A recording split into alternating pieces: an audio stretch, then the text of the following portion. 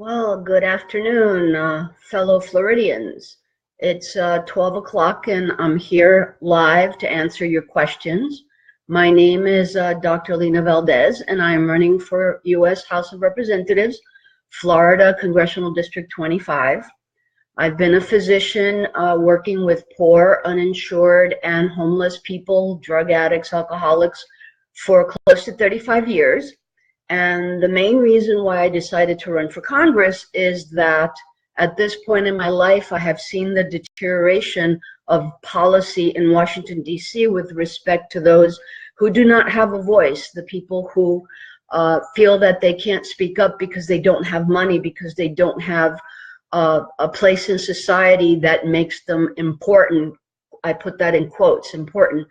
And everyone is important. My patients are very important to me. The people I know are very important to me. And all of you are very important to me. And I hope to represent you in Congress very soon. Right now, my three main issues, I've been 35 years in medicine. I don't know if I said that. Right now, my three main issues are, first of all, of course, is Medicare for all. I believe that healthcare is a human right. And as a physician working with these populations that I have mentioned, I don't think that money should determine whether or not you are healthy or sick. The patients I see in the clinic right now, that's basically how it is. They have money or otherwise have insurance or don't have insurance. And most of them don't. I would say about 85 to 90% of the people that I see do not have insurance. That determines whether or not they will get the procedure they need or the surgery that requires them to be healthy. So I believe that healthcare is a human right, and I'm going to work very, very hard in Congress to try to make this happen one way or another. We have ways that we can help to afford it, contrary to what the Republicans say, and I have some ideas on that which I can mention later on in the discussion. My second issue is, of course, immigration reform with a path to citizenship. And right now we need to address the DACA kids who are in limbo. They're now young adults, they're not kids anymore, who are in limbo waiting whether or not they're going to get deported. These are a population of immigrants that were brought here against their will, basically. They had no control over it, and they have been productive, contributing citizens of our society. That's part of the deal. And I personally don't see a reason why they need to be deported. It would cost a lot of money, and a place like District 25 stands to lose about $120 million a year of lost economic revenue because of their contribution. There's about 2,700 of them who live in District 25. My last issue is the environment and climate change. Being that we all live in Florida, we need to be very cognizant of that, and we need to do something to stop the progression of the seawater rise. Our water is very important for life, and we get our water from the Everglades. During high tide, a lot of times the ocean water rises through the grates in some communities that are on the East Coast, and it goes into our Everglades supply and contaminates the fresh water that's in the Everglades that we used to drink. So that we need to address, and fairly quickly. We are the most, I believe, vulnerable state in the country because of of our position and our low-lying community, our low-lying state. There are really no mountains here. It's pretty much a little bit above sea level or at sea level, and the coastal areas are already feeling the effects of climate change. So right now, I'm waiting for questions at charter schools. Colette asks about charter schools. I am not a proponent. I am not a fan of charter schools. I believe that all of our children should have access to affordable, excellent public education, and that is best provided by the local public schools, as has been done for decades before us. The charter schools are basically in it for profit, and they agree with the state. And this is a local issue, by the way. It's not a federal issue, except in that we provide the funding for schooling in the different states, but then the states use their money the best way that they wish. the charter schools, which are for profit, use the money and agree with the state to provide education at a lower cost.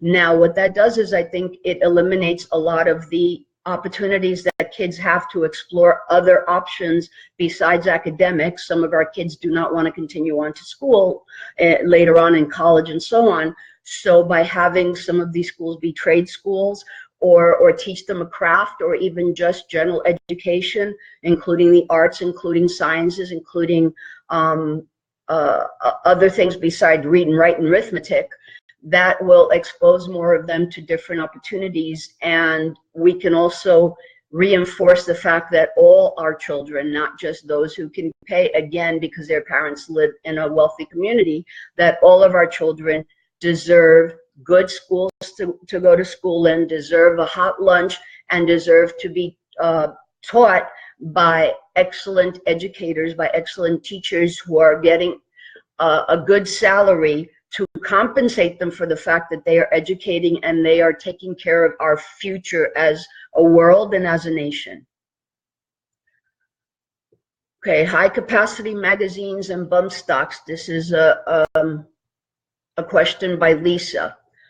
I am not a fan of guns. I understand that it is in the Second Amendment, so I do agree that people are entitled by the Constitution to own guns, but I don't think that that should be an unfettered right.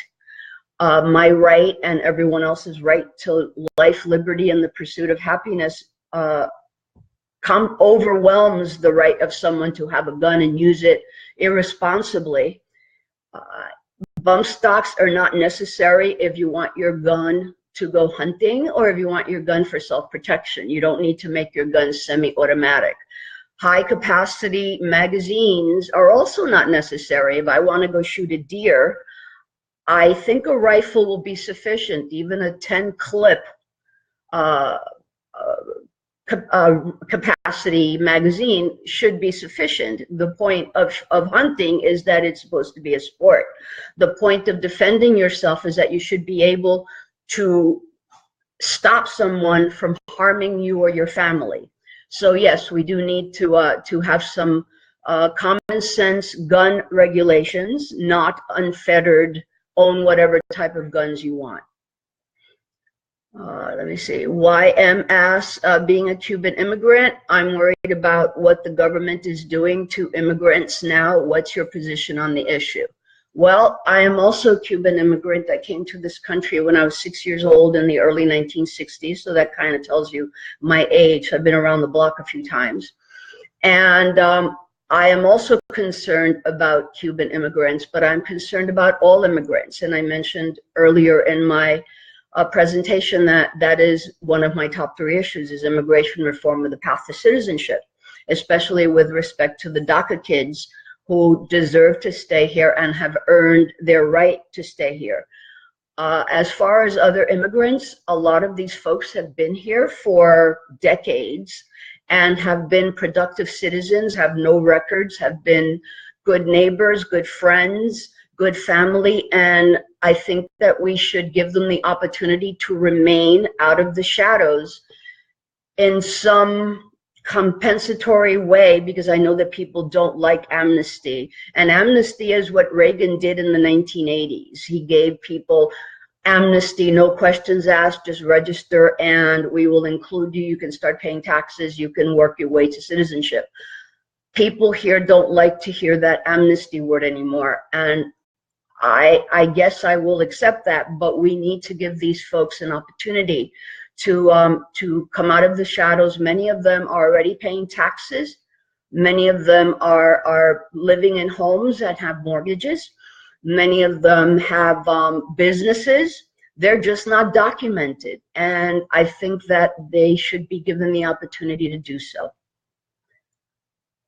Let's see, voter rights for felons. Pierre asked the question. Voter rights for felons, I absolutely am for that. Again, that is more of a local issue. I am working towards in the federal, for a federal race. But as far as felons are concerned, the folks that I see in the homeless shelter, about 80% of them have a record. they cannot get jobs easily. They cannot get housing easily.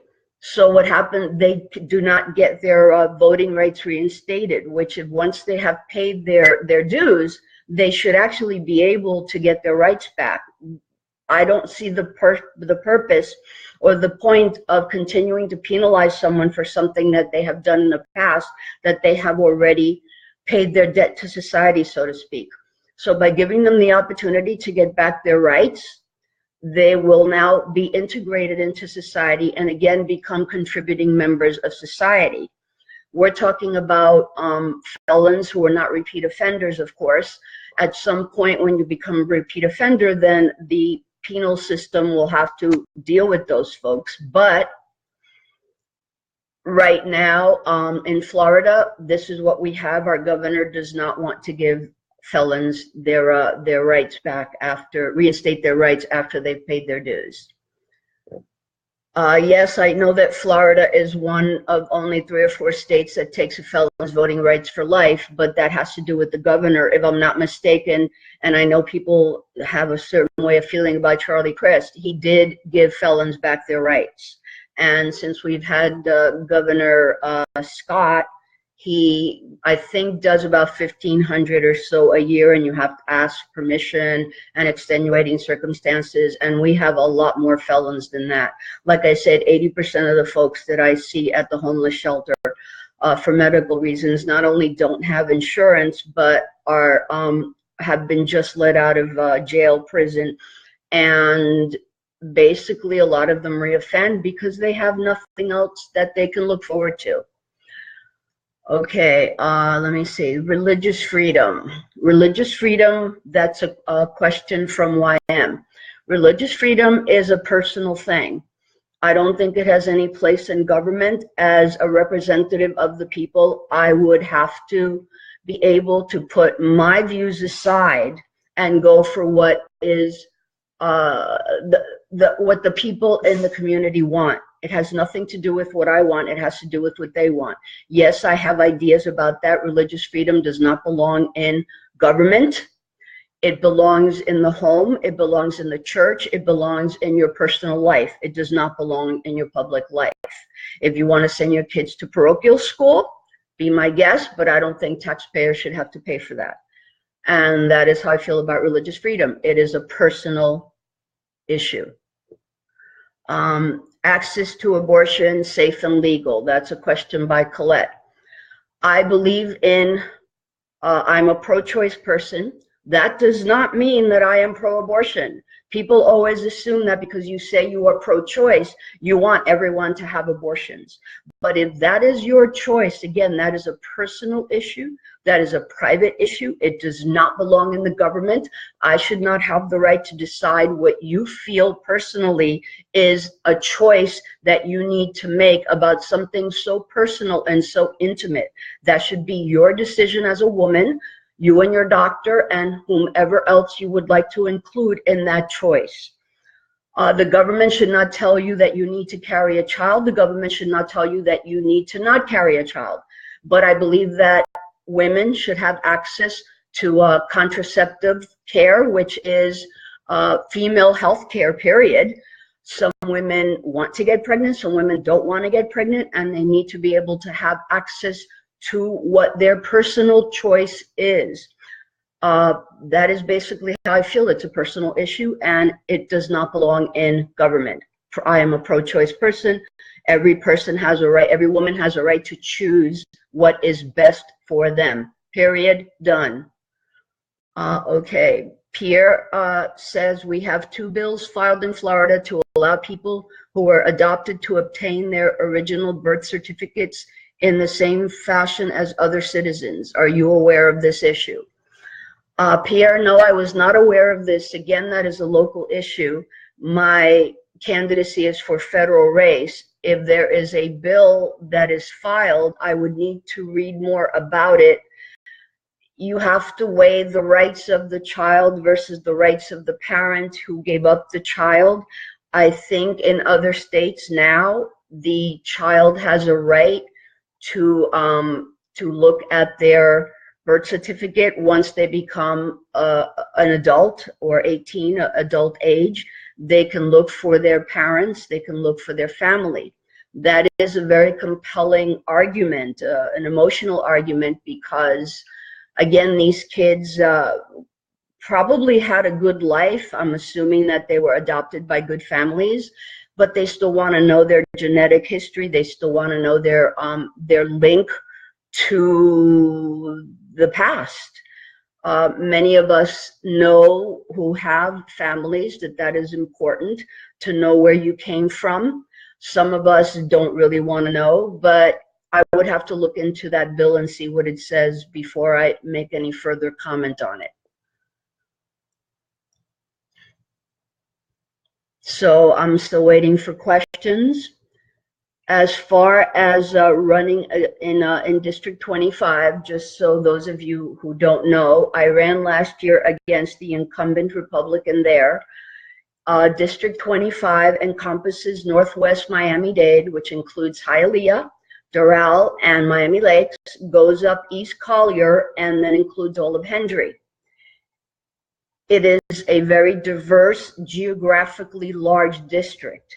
The population is about 318,000 registered voters. That's not the population, that's the number of registered voters. The population is about 500,000 or so, 600,000.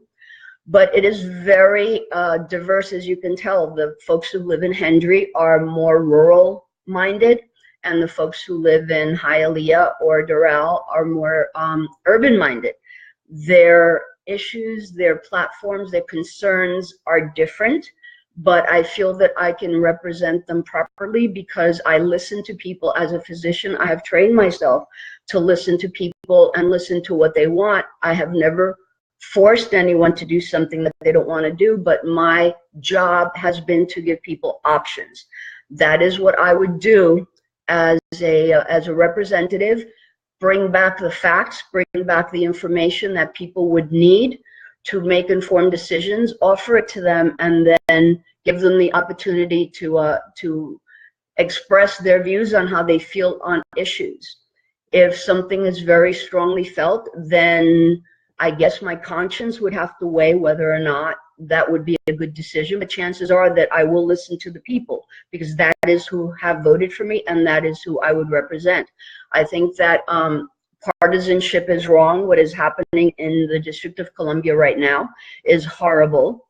It doesn't matter who's doing it, Republicans, Democrats. The point being is that government is not working for us, the people, because the folks there are just seeing issues as I'm a Republican and I have to vote for this because this is what we believe. I'm a Democrat and I have to vote for this because this is what we believe. You have to be willing to compromise when you're in public service. You have to be willing to compromise actually in most jobs in life. So as far as now this bill that's going on about tax cuts, and I don't call it tax reform because to me they're tax cuts for the most wealthy and the better off in society. The poor people are going to end up paying more in the long run, and they are the least able, the poor and the middle class, people making less than 75,000. That's already been shown. These people are not going to be able to continue to pay their way in society because they will be so constricted and so restricted in terms of how much money the government is taking away to support people, the cream of the crop, so to speak, the top 0.2%, who don't need to have that money, who don't need a tax cut. If we all pay our fair share, we can all live with government working for us. Government supplies roads, government supplies buildings, government supplies so many things. Government supplies essential services for people who cannot care for themselves, or people who are retired, people who need insurance that have gotten to a certain age, and it's because of all these government services that folks have been taken out of poverty and have been put in a good situation in life. We do not need to go back. It is estimated that right now, if these tax cuts go through in a few years, the politicians will be saying, well, look at this deficit we have. Well, we already know there's going to be a 1.3 or 1.5 trillion deficit.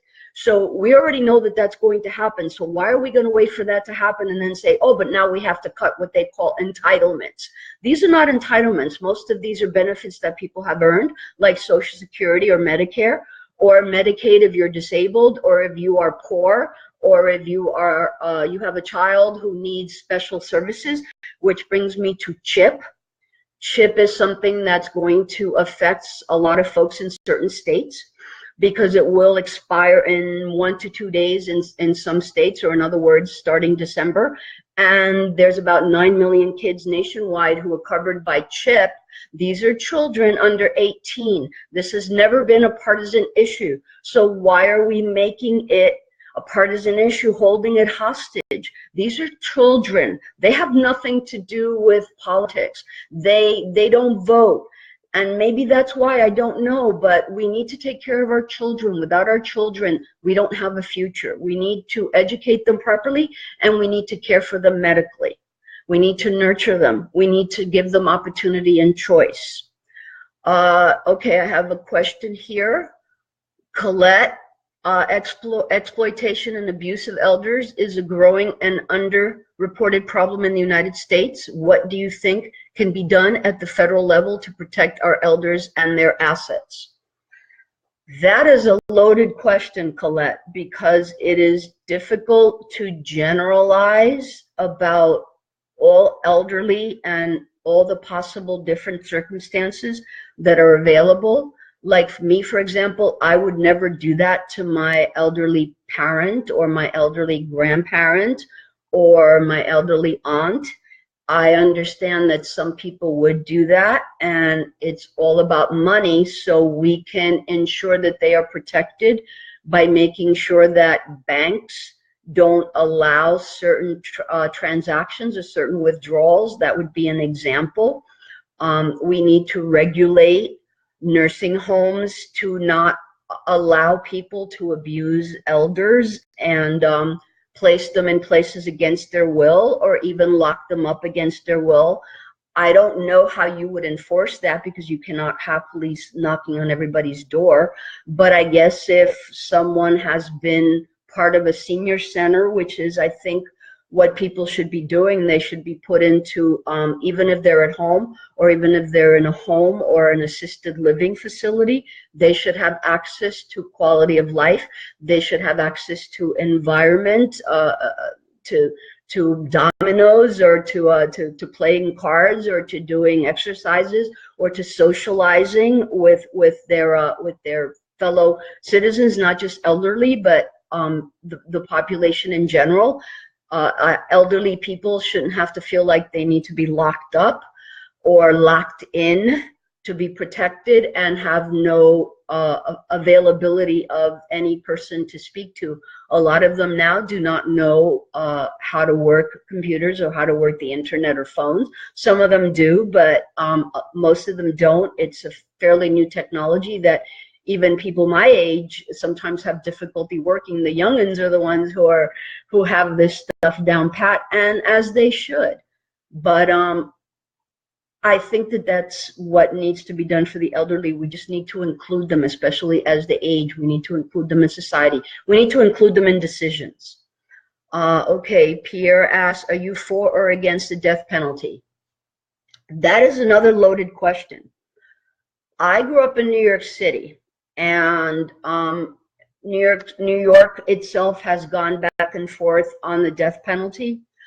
I have also gone back and forth, to be honest with you. I have changed my mind back and forth. I think right now, I think that we should do away with it, because there have been enough people who have been proven innocent by DNA testing and fingerprint methods and newer technology.